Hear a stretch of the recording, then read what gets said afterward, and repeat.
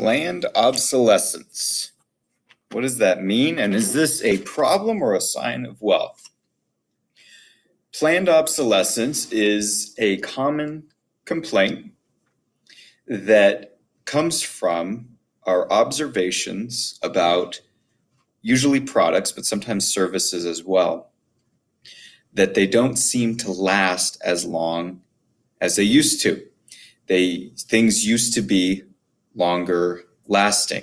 So I usually include this picture of this older guy because older people of an older generation have observed this trend. If you look at toys or something from the 1950s, like model trains or something, some of them are still around and still in working condition. They're long lasting as opposed to toys today. You look at cars. My mechanic bought a 1957 Chevy Bel Air. Okay, and I'm not a car guy, but this is considered a classic car. It's made of, I believe, steel, so it has longevity. It's lasted this long enough to be a classic. My 2015 Camry is not going to be a classic car someday, or at least I think that's very unlikely. So the question is, are we being ripped off? It almost seems like with cars, with technology, with cell phones, with computers, with these things, that there comes a certain breaking point that almost seems to happen so much that it's almost like it's planned. It's almost like they determine this point in the cell phone that after 2 years, it's just not going to be the same to push you to get a new one. And that's a reality of the world that we observe. But is this a problem? Are we being cheated somehow? Are we being misled into getting less for more, which as sometimes happens? Is this some part of inflation, which that could be a result as well? But there's something else to planned obsolescence. I want to illustrate this a little bit. We talk about disposable goods. Now, disposable goods seem like, at first glance or at the time of usage, that they're kind of wasteful. There's something that you use once, you only get one or maybe a couple uses out of it, and then you throw it away. And that's adding more trash to a landfill or whatever the case may be. But there are some things we're very thankful are used only once. When I go to the dentist or the doctor, another healthcare professional, the dentist does not sit there and brag that their gloves last a really long time and that they can use them and they last for months on end and they don't have to buy or change gloves. The point of gloves in a medical capacity is specifically their value is that you can use them and throw them away. And so that just goes to show that a value is not only measured in how long something lasts, but there are multiple factors at work with how we value something. And value may be different depending on different people, different things they're trying to accomplish, different preferences. So what about other goods? Toilet paper, disposable good, which we're thankful it is. Couple-use razors. Are we being wasteful with these things? Or are we being cheated that we're not able to use these too much? Well, the history of the paper cup, and the main point is here at the bottom, history of the paper cup comes from Kansas in 1909, that a campaign and laws were created to prevent the use of common drinking cups in public areas, from which this picture kind of tries to illustrate that. They used to have this cup called the tin dipper. There was this tin cup that was chained to basically a fountain. People would come and they would take the tin dipper, dip it in water, and then drink that water, leaving it behind. Now, the tin dipper could last a long time. It was a tin cup. It was durable. It was long lasting. It was meant to have some sort of permanence to it. However, that is only one measure of value. With people's sicknesses and tuberculosis and the spread of germs, people recognize this could be a problem. So This is the context into which the disposable Dixie cup enters the market. Disposable paper cups that could be used once and thrown away.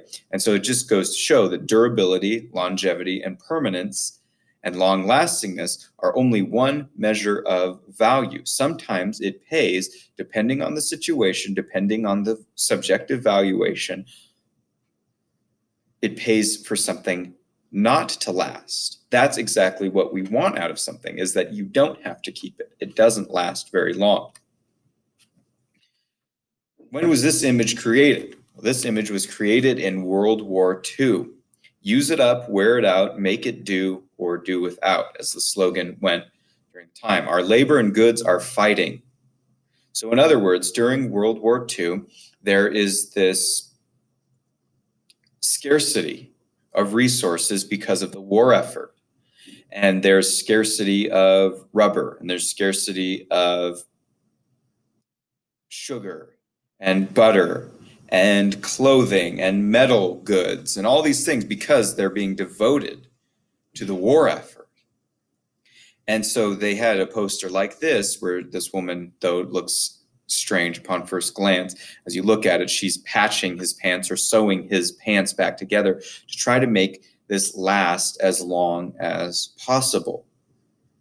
Now, the very fact that she's having to do that, make things last, is a reflection of the tightness of the economy at the time. That the economy is under the strain of extra scarcity because of a war effort. But after World War II, and those conditions are not there, and there's an increase in prosperity, people don't have to make their jeans last as long. They don't have to make products last as long because they can replace them. So is it better to make something last or to replace it? Well, often you find it's in more prosperous economies where things are more abundant and goods are more available that they're more easily replaced.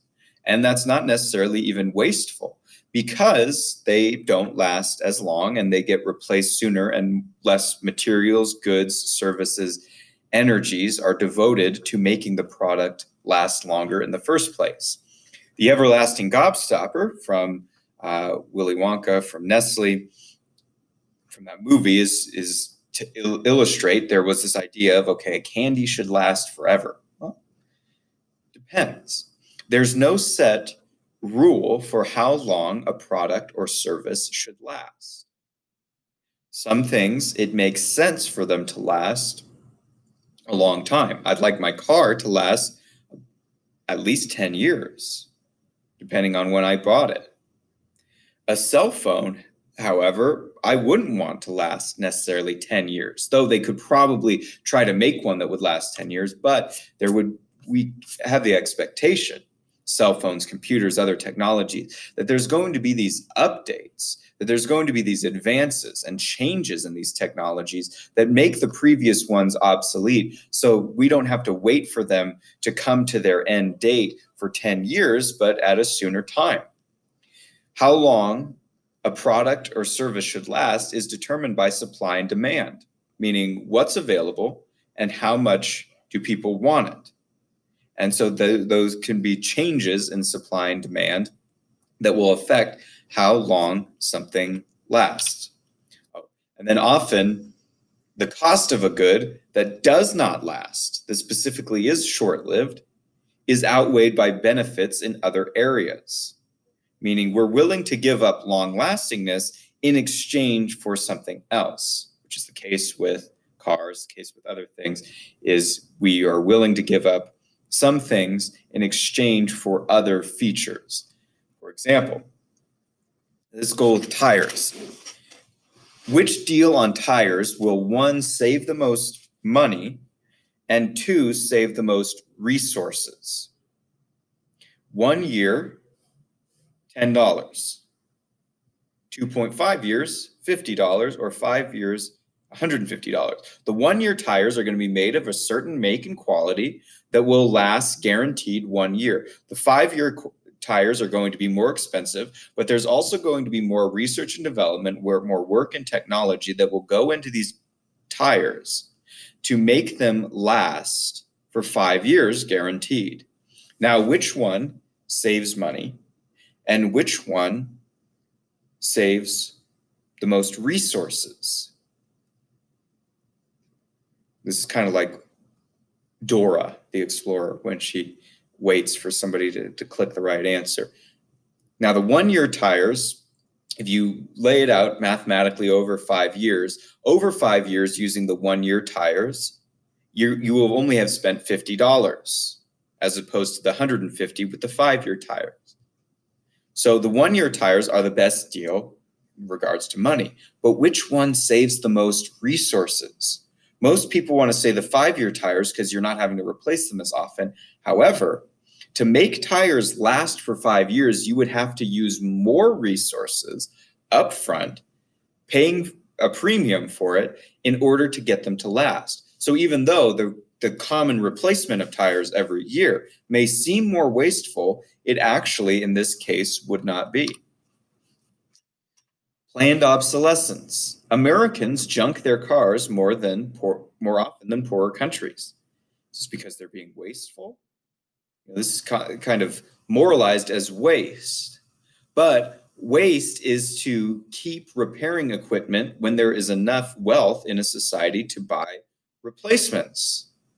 Meaning, if you keep fixing and fixing and fixing something when there's an option to buy something that will replace it and do the thing better, then you quit using resources on what inefficiently doesn't work and you devote them instead to something that will be more efficient, more productive, a better use of time. Reading a quote from Thomas Sowell in his book, Basic Economics, he says, a book by 2 Soviet economists pointed out that in the USSR, equipment is endlessly repaired and patched up, so that the average life of capital stock in the USSR is 47 years, as against 17 in the United States. They were bragging. They were not bragging. They were complaining, meaning this. They were saying, we have to make our stuff, our equipment last for 47 years. Where in the United States, they get to replace and update every 17 years. And what they were saying was not, hey, we're better, our equipment lasts longer, we make it last better. They're saying we're behind because we're using inefficiently resources to keep repairing something when there's better options available that will use less and do it more efficiently. So it's actually a sign of wealth that the old can be replaced by something better, that we have those options. So think about cars. Yes, cars will not last 50 years and become classics. At least I don't expect a lot of them will. But they're inexpensive. There are more used cars available, and people are feeling enough wealth that they can buy new cars every once in a while. And so this is more frequently. And cars now have features in them that used to be considered luxury, like power windows, air conditioning, airbags, the seat belts. So there's only one, yes, is some value in something lasting a long time, but that's not the only measure of value. So yes, there is some kind of sense of obsolescence, that they become obsolete and people move forward. But the stock of cars actually increases from that.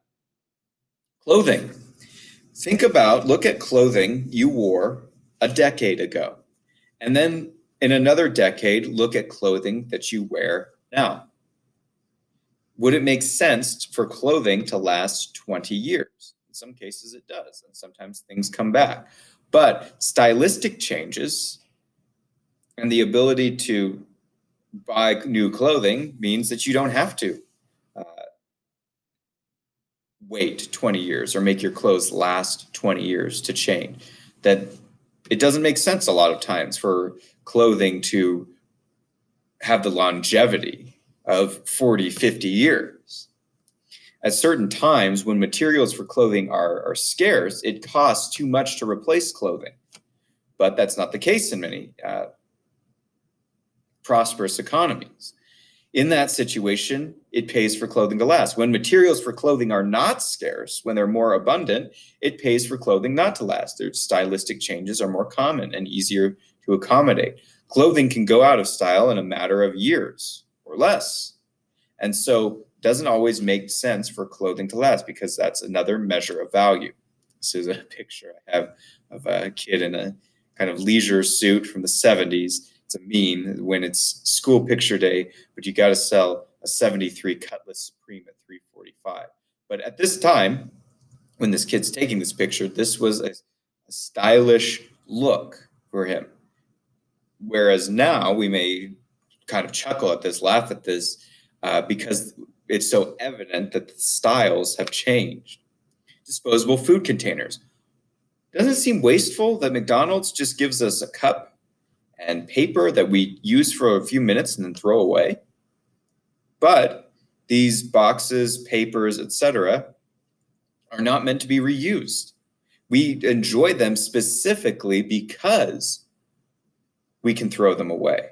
Now, when McDonald's was new, it was competing with drive-ins, which had their own charm in their time.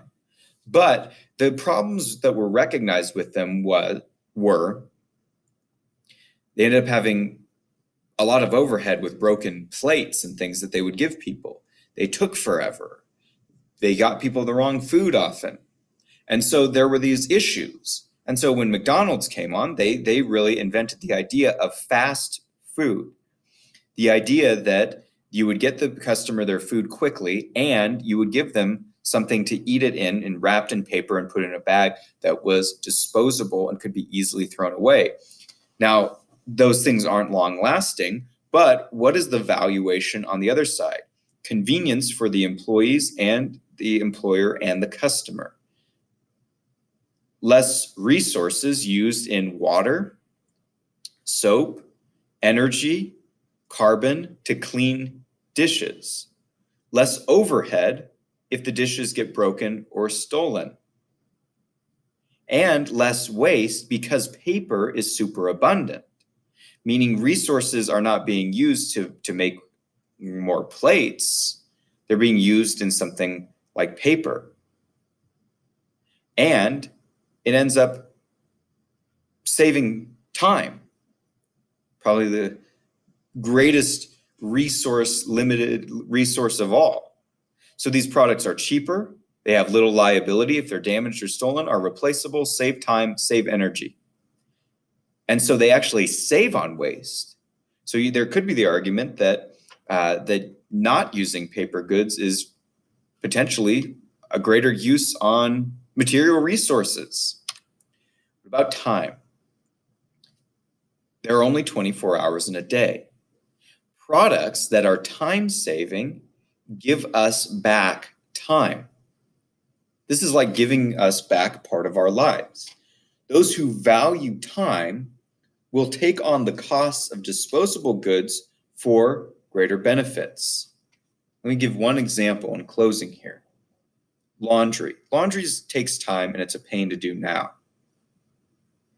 You have to collect your clothes. You have to separate them. You have to wash them. You have to sometimes rewash them. You have to dry them. You sometimes have to re-dry them because you forget about them. You have to hang them up and put them away if you do the process right from beginning to end.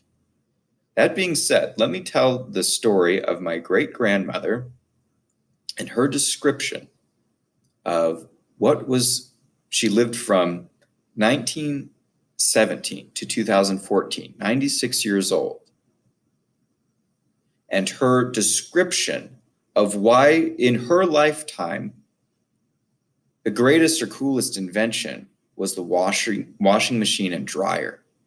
Because while washing clothes and drying them is not fun now, the process of laundry used to involve a pot or a cauldron, heating that up, putting in detergent and stirring the clothes into it with a stick, then scrubbing it on a washboard or in running water in that cauldron, then hanging them, then wringing them out and hanging them up to dry.